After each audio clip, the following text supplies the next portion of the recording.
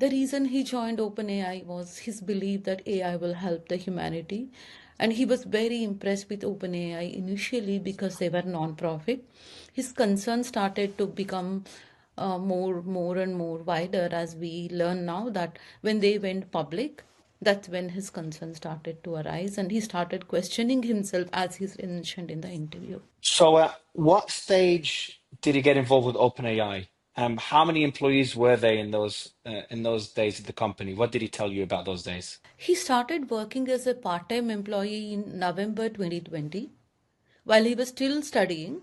Then, as soon as he completed his graduation in 2021, he joined as a full time employee in June 2021. At that time, I think they were in a smaller building when he joined, that was very near to where his apartment is. After 2 years, they moved to a bigger building. And he's mentioned as the O1 core contributor to ChatGPT.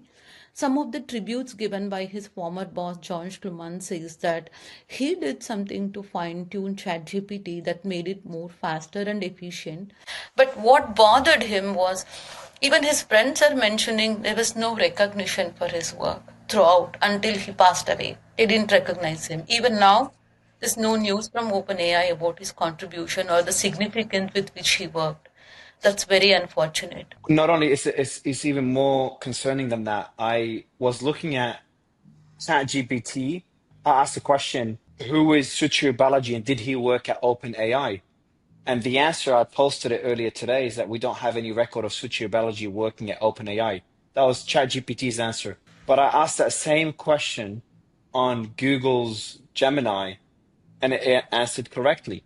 I asked the same question on Anthropic's Claude, and it answered correctly. And I asked the same question to Elon's Grok, and it gave the most factual and detailed answer.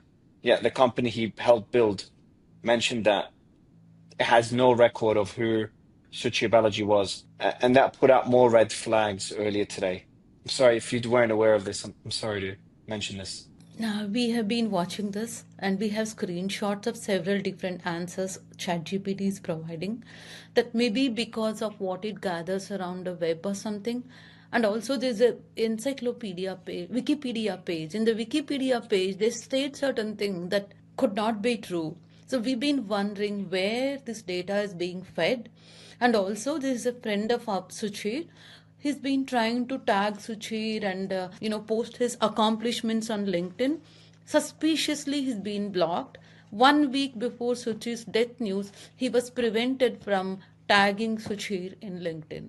So there are And forces at work.